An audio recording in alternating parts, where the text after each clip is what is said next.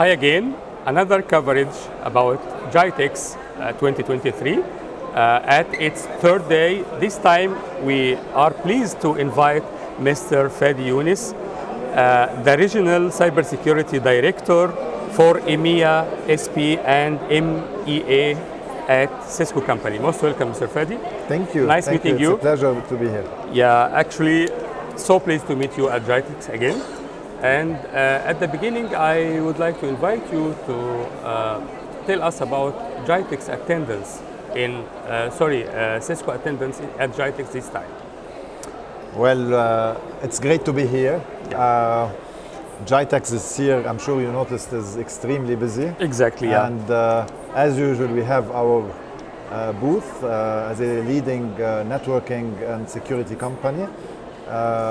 We have our booth here and we're showcasing our latest solutions across networking, collaboration, data center, with a special focus on cybersecurity and on sustainability, which is a big topic these days. Exactly, yeah.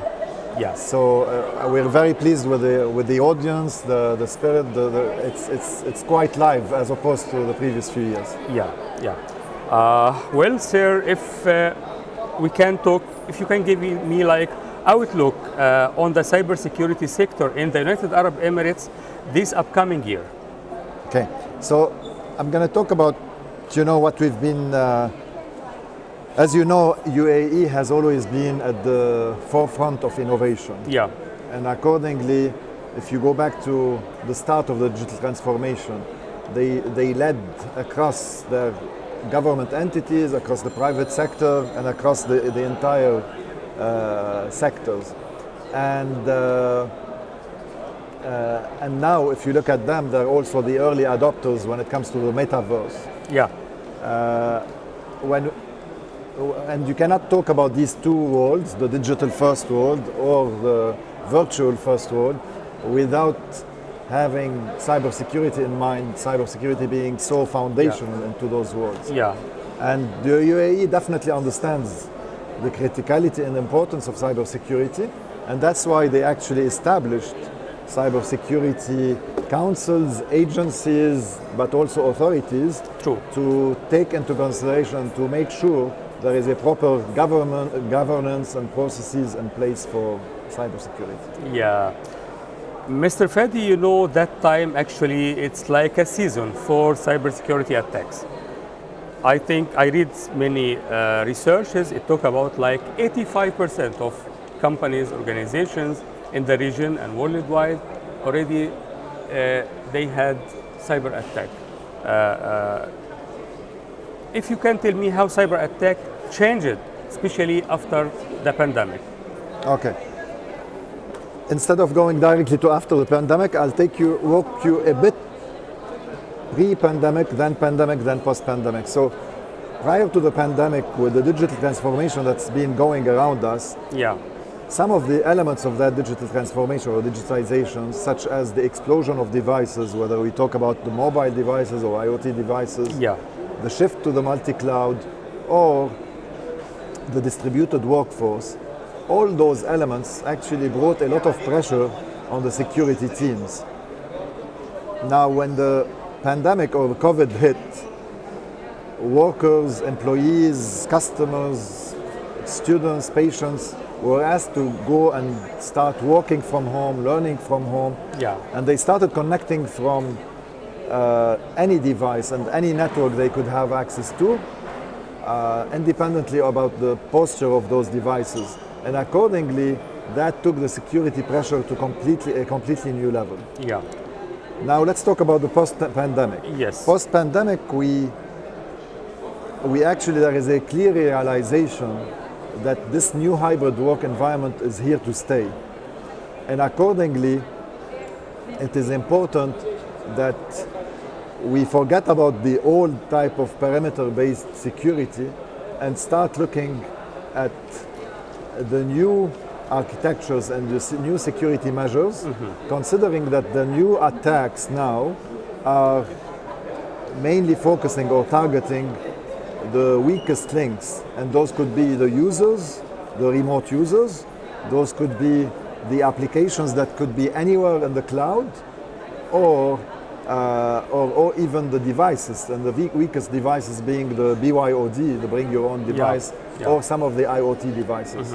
So that's what we're saying as we stand today. Yeah, but you know that organizations and companies everywhere, they are struggling now to defeat that current situation. So what organizations can do to help facilitate more security in their infrastructure? Especially, you know, usually they invest for the infrastructure, and suddenly it comes like earthquake or something like that. Okay. So I think, talking about your earthquake, the earthquake, I think what the pandemic taught us and taught everyone is that the importance of resilience. Okay, so that's why you can see organizations investing in financial resilience and organizational, operational, and supply chain resilience, because a disruption could happen at any point in time. It could be another pandemic, or it could be anything else, like an earthquake. And accordingly, but then all those investments in resilience, financial or supply chain or organizations, are almost worthless if they're not combined with security resilience. So let's define what security resilience is.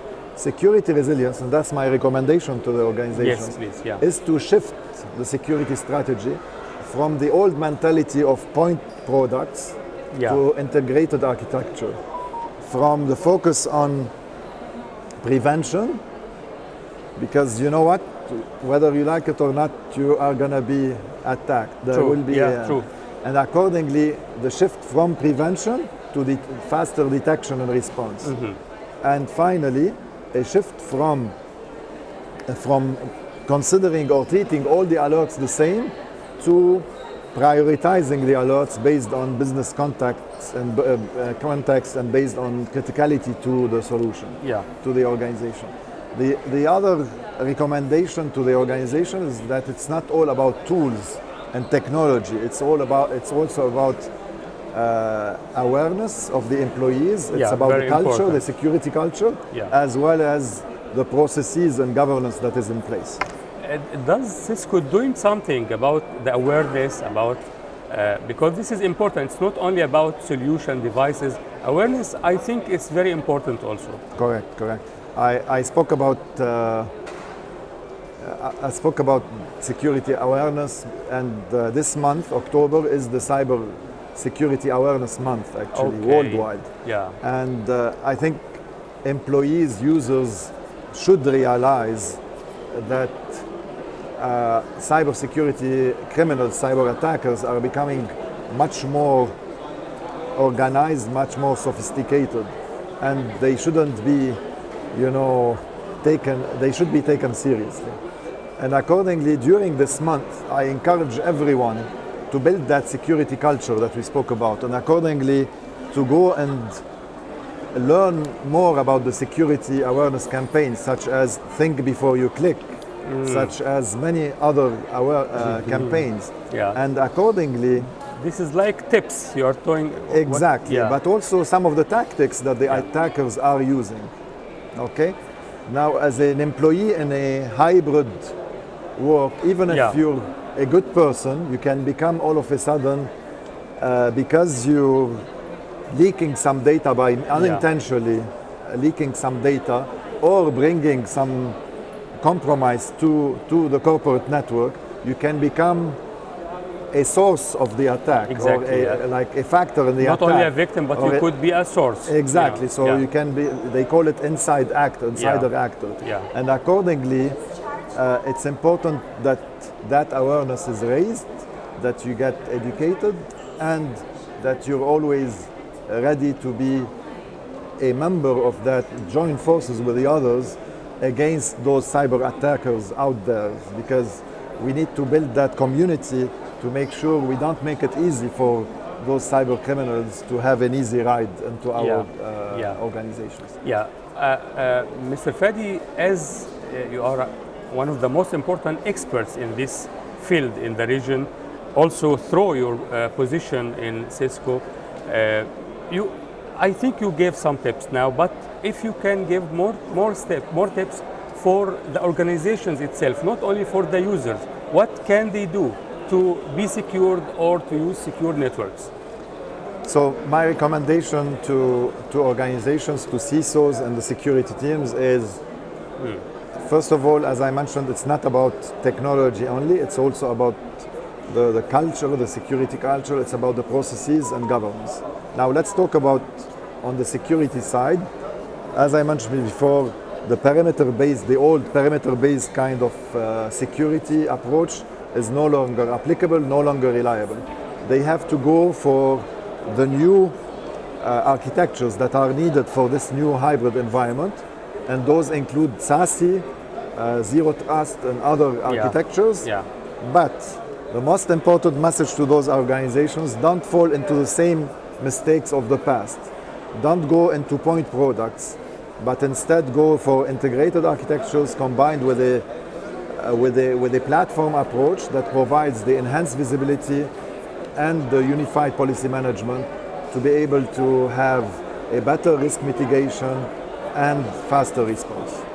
Okay, my last question actually about your expectation about the coming time. Do you think we passed that hard times or we are going to the worst?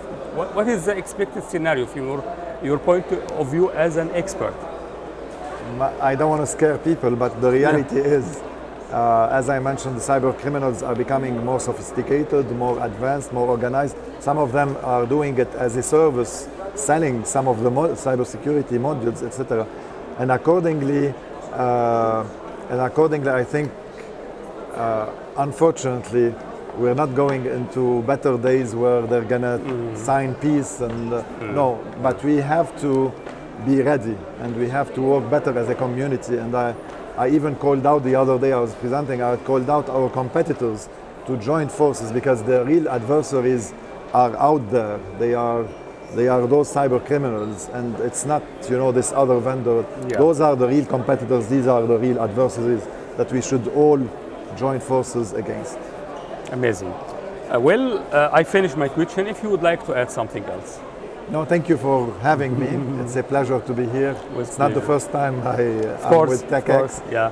And I'm looking forward for the last couple of days at GITEX. It seems to be quite interesting and quite busy, and we're ready for that. Thank you so much, Mr. Fady Younes. Thank you. And looking forward to meet you again soon. Excellent. Thank you. Thank you for your time. Thank you, sir. Thank you.